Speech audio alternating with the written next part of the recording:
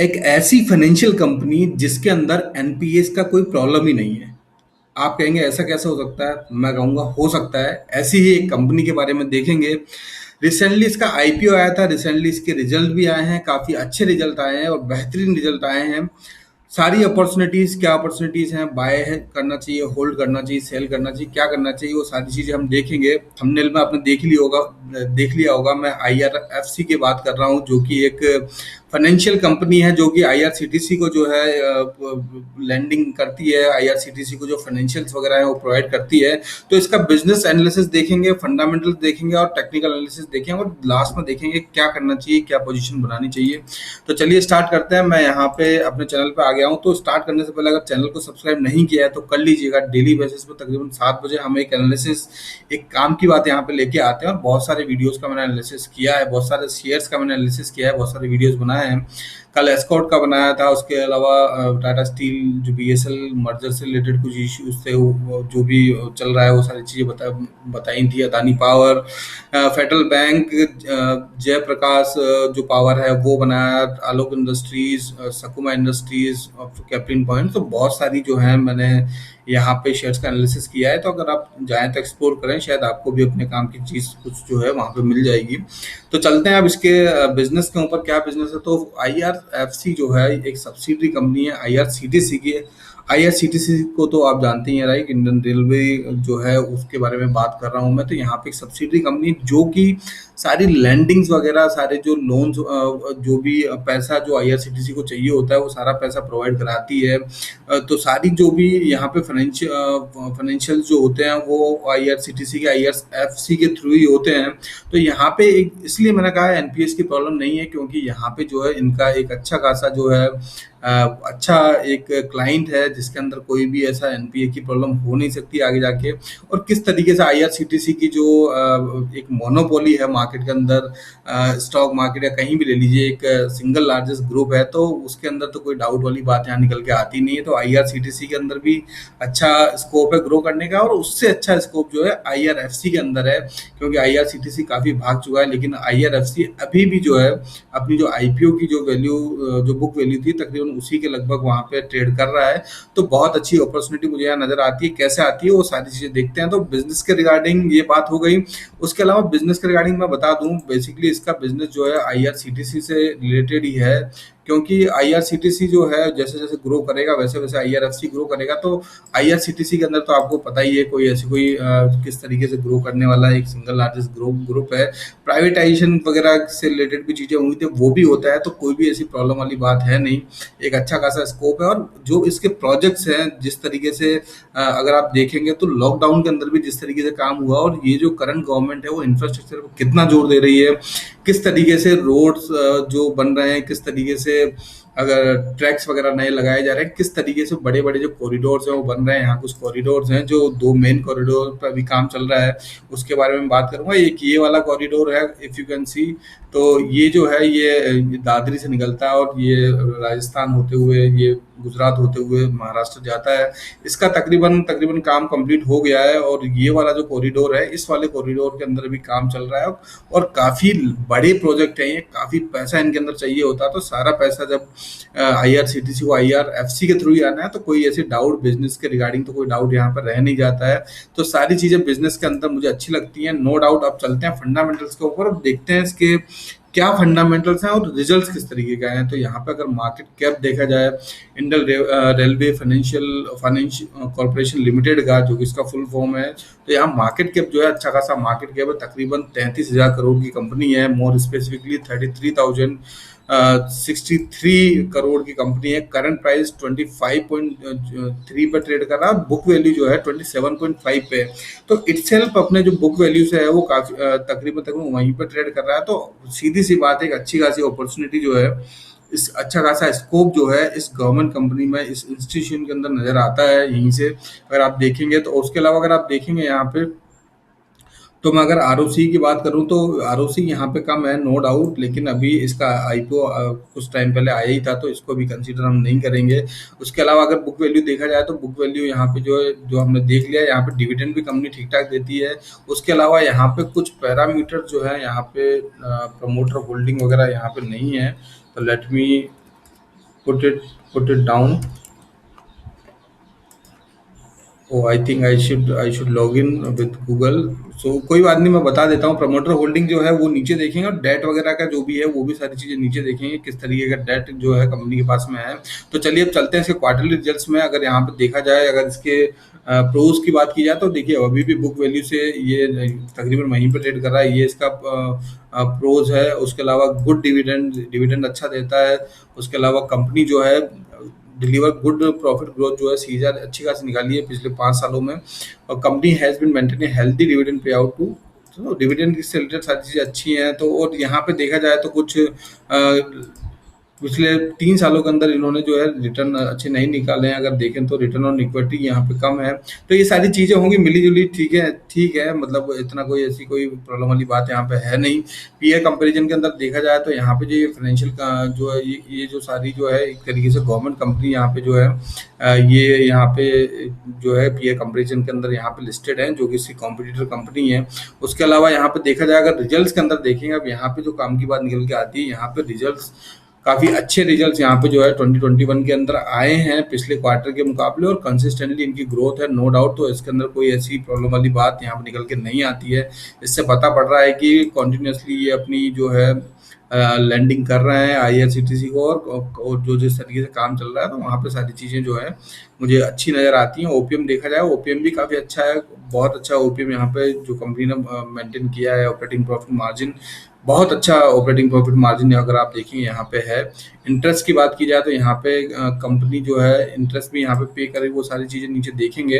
Depreciation के अंदर देखा जाए तो उसके अंदर भी कोई ऐसी कोई प्रॉब्लम वाली बात नहीं है। प्रॉफिट बिफोर टैक्स वाली के अंदर देखा जाए अच्छा खासा यहाँ पे टैक्स जनरेट किया है। नेट प्रॉफिट की बात की जाए तो नेट प्रॉफिट भी यहाँ पे अच्छा खासा तकरीबन 40% का नेट प्रॉफिट यहाँ पे निकल के आया है, जो कि बहुत अच्छी बात है। प्रॉफिट एंड लॉस की बात की जाए तो यहाँ पे ईयरली बेसिस पे देखेंगे तो यहाँ पे बहुत लंबा चौड़ा गैप निकल के आता है, तकरीबन 2000 करोड़ का। यहाँ पे पिछले 2020 के अंदर 19 से 2000 करोड़ का गैप था, और यहाँ पे 19 में यहाँ से 2000 करोड़ का गैप था। तो यहाँ पे किस तरीके से कंपनी ग्रो कर रही है, सारी चीजें वो आप खुद यहाँ पे देख सकते हैं, क्योंकि यहाँ पे रिस्क फैक्टर बहुत कम है। कंपनी इनके पास में एनपीएस की कोई दिक्कत ही नहीं है, राइट। तो जाहिर सी बात है, एक अच्छी खासी ग्रोथ यहाँ पे निकल के नजर आती है। प्रॉफिट बिफोर टैक्स देखा जाए वो भी यहाँ पे अच्छा है, और नेट प्रॉफिट देखा जाए वो भी यहाँ पे अच्छा है। डिविडेंड कंपनी अच्छा खासा पे करती है, नो डाउट। अगर बैलेंस शीट के अंदर देखें तो बैलेंस शीट के अंदर रिजर्व्स कॉन्टिन्यूसली रिजर्व्स बढ़ाए हैं, और ये एक फंडामेंटली जो स्ट्रांग कंपनी होती है उसकी एक एक तरीके से एक अच्छा इंडिकेशन होता है, तो बताता है कि ये किस तरीके से फंडामेंटली स्ट्रांग है। बोरोइंग यहाँ पे देखा जाए तो यहाँ पे एक फाइनेंशियल इंस्टीट्यूशन है ये। तो बोरोइंग का मतलब जो होता है, जो भी पैसा ये लैंडिंग के लिए देती हैं जो फाइनेंशियल कंपनीज, तो वो जो पैसा इनके पास में होता है वो यहाँ पे जब बोरिंग शो करते हैं, तो ये किसी तरीके का कर्ज नहीं है, राइट। ये जो क्योंकि बड़े बड़े प्रोजेक्ट हैं, सारी चीज़ें हैं, आईआरसीटीसी को पैसा भी काफ़ी चाहिए होता है। तो यहाँ पे जो फंड रेजेस वगैरह जो ये करते हैं, वो सारा पैसा कितना इनके पास में कैपेसिटी है, वो सारी चीज़ें यहाँ पे बतलाती हैं, वो सारी चीज़ें यहाँ पे लिस्ट होती हैं। तो इसको एक तरीके से जो डेट हम दूसरी कंपनीज में देखते हैं, वो फाइनेंशियल कंपनी में इस तरीके से नहीं देखना चाहिए। यहाँ पे टोटल लायबिलिटीज की बात की जाए तो वो भी नंबर काफ़ी अच्छा खासा नंबर है यहाँ पे, और टोटल एसेट्स की बात की जाए तो वो भी काफ़ी अच्छा खासा नंबर है यहाँ पे। तो ये लायबिलिटीज और ये जो दोनों चीज़ें हैं वो एसेट के अंदर यहाँ पे इक्विवेलेंट हैं। तो वो सीधी सी बात है, यहाँ पे अच्छी खासी इसके अंदर जो प्रॉफिट एंड लॉस की जो बुक है वो भी नज़र आती है। कैश फ्लो यहाँ पे लिस्टेड नहीं है, लेकिन हो सकता है यहाँ पे माइनस के अंदर हो कैश फ्लो, और प्लस के अंदर भी हो सकता है। तो वो अभी अपडेटेड नहीं है, तो उसके बारे में बाद में देखेंगे। यहाँ पे आरओसी हमने देख लिया। अगर शेयर होल्डिंग पैटर्न की बात की जाए तो प्रमोटर्स के पास में, जो कि यहाँ पे देखा जाए अगर प्रमोटर को, तो प्रेसिडेंट ऑफ इंडिया है। गवर्नमेंट के पास में 86.36 का परसेंटेज का यहाँ पे प्रमोट की होल्डिंग है। तो यहाँ पे किसी तरीके की रिस्क वाली तो कोई बात है ही नहीं। और यहाँ पे एफआईएस की हल्की सी होल्डिंग है, और डीआईएस के पास में भी ठीक ठाक यहाँ पे होल्डिंग है, जिसके अंदर भी एचडीएफसी ट्रस्टी लिमिटेड के पास में होल्डिंग है। पब्लिक के पास में सिर्फ और सिर्फ 8% की होल्डिंग है, तो उसके अंदर भी 1% से नीचे वाले कुछ प्लेयर होंगे।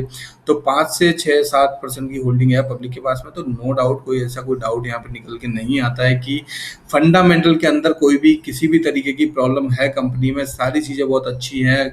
फाइनेंशियल कंपनी में जिस तरीके से एनपीएस की प्रॉब्लम होती है, वहाँ पे कोई एनपीएस की प्रॉब्लम नहीं है। यहाँ पे अच्छा एक क्लाइंट है इनके पास में, इसीलिए सारे जो है अच्छी खासी ग्रोथ, अच्छा खासा ऑपरेटिंग प्रॉफिट मार्जिन जो वहाँ पे निकल के आता है। और गवर्नमेंट की कुछ चुनिंदा कंपनियों में से ये होगी जो कि एक अच्छा खासा मुनाफा गवर्नमेंट को जो है दे रही है। तो नो डाउट सारी चीज़ें अच्छी हैं, शेयर होल्डिंग पैटर्न अच्छा है, डेट के रिगार्डिंग सारी चीज़ें अच्छी हैं, अच्छा सीएजीआर मेंटेन किया है, सारी चीज़ें अच्छी हैं। तो नो डाउट कोई फंडामेंटल के अंदर तो मुझे कोई डाउट नहीं है यहाँ पे। अब चलते हैं टेक्निकल्स के ऊपर, और टेक्निकल के अंदर देखेंगे क्या अपॉर्चुनिटी जो है वहाँ पे नजर आती है। तो यहाँ पे टेक्निकल पे जाने से पहले, if you are liking that video, if you are liking the content, अगर आपको अच्छा लगता है तो प्लीज़ लाइक कीजिएगा ताकि आई वुड नो, और उसके बाद में चैनल सब्सक्राइब जरूर कर लीजिएगा और शेयर तो बिल्कुल कीजिएगा। और अगर कोई फीडबैक है, कोई कमेंट आप देना चाहते हैं, या फिर चाहते हैं किसी पर्टिकुलर स्टॉक का मैं एनालिसिस करूं, तो do let me know in the comment box, I will definitely consider.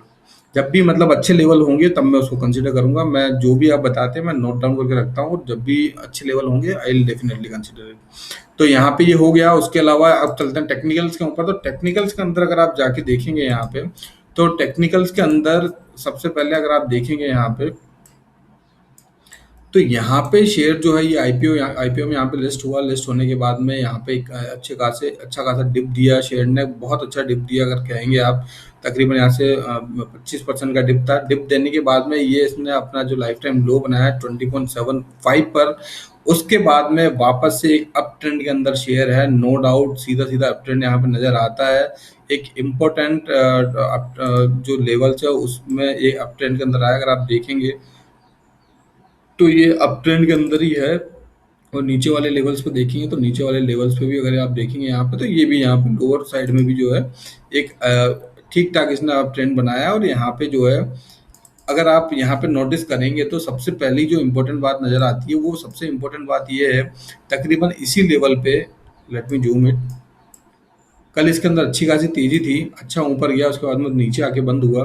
तो यहाँ पे आप देखेंगे तकरीबन इसी लेवल पे ये आया। यहाँ पे आने के बाद में इस स्टॉक ने जो है वापस से नीचे गया है, राइट। अब यहाँ पे क्या इंपॉर्टेंट बातें हैं, यहाँ पे देखेंगे कि यहाँ पे ये इसका लाइफ टाइम हाई था, जो कि लाइफ टाइम हाई और लाइफ टाइम लो जो होते हैं, मैं हमेशा कहता हूँ, पहले ही मैंने बताया आपको कई बार, इनको ब्रेक करना इतना आसान नहीं होता है, राइट। अब यहाँ पे क्या हो सकता है, यहाँ पे ये हो सकता है कि पहला तो चार्ट पैटर्न अगर आप देखेंगे ये बन रहा है, if you can see inverse head and shoulder, ये यहाँ पे इसका शोल्डर बना, ये यहाँ पे इसकी बॉडी बनी, और ये यहाँ पे जो है वापस से इसका शोल्डर बना, और इसने अच्छे वॉल्यूम के साथ में इसको ब्रेक करने की कोशिश की। If you can see the volumes, कितने अच्छे वॉल्यूम से ब्रेक करने की कोशिश की, फिर भी लाइफ टाइम हाई को उसने ब्रेक नहीं किया, राइट।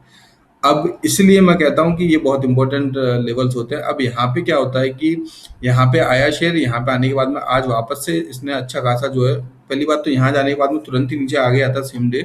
उसके बाद में अगर आप देखेंगे यहाँ पे इसने एक जो बियरिश एनगल्फिंग कैंडल इसने बनाई है यहाँ पे, इसका मतलब ये होता है जब ऊपर वाले लेवल पे अगर जो है कोई भी स्टॉक ऊपर वाले लेवल पे जब ऊपर जा रहा हो, और ऊपर पे एक ग्रीन कैंडल बनाए, इस तरीके की ग्रीन कैंडल बनाने के बाद में उसके बाद में एक रेड कैंडल बने जो कि पूरा इसको एनगल्फ कर रही है, पूरी बॉडी जो ग्रीन वाली है वो रेड के अंदर है, तो ये यहाँ पे इंडिकेशन तो होता है कि ये यहाँ से जो है नीचे जा सकता है, नीचे जाने के चांसेस है। लेकिन होता क्या है एक्चुअली, देखिए शेयर कभी भी वो किसी भी ट्रेंड में जाता है तो एक पर्टिकुलर पैटर्न के साथ में जाता है, राइट। यहाँ पे इसने ये हेड एंड शोल्डर पैटर्न बनाया, राइट। अगर आप इसको देखें तो ये कप विद हैंडल पैटर्न भी है। अब यहाँ पे इसने ब्रेक करने की कोशिश की, अब यहाँ से क्या हो सकता है, थोड़ा सा ये कंसोलिडेट वापस हो सकता है, कुछ दिनों के लिए कंसोलिडेशन तो इसके अंदर हो सकता है, नो डाउट। हो सकता है ये इस तरीके से यहाँ गया, फिर वापस से एक कप बनाए, थोड़ा नीचे आए, नीचे आने के बाद में वापस से ऊपर जाए, फिर इस लेवल को ब्रेक करे, क्योंकि इस लेवल को ब्रेक करने के लिए इसको अच्छे खासे जो है अच्छे अच्छे पावर के साथ में इसको ब्रेक करना पड़ेगा, राइट।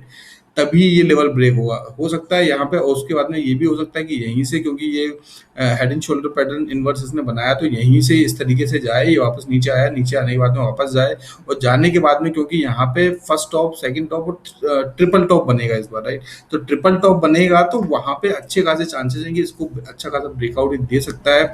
और जब उस वाले लेवल से ऊपर निकलता है तो एक सबसे अच्छी रेंज है वो वहां पे बाय करने की। तो अगर आप चाहते हैं इस वाली रेंज में अभी बाय करना, यू कैन डू दैट।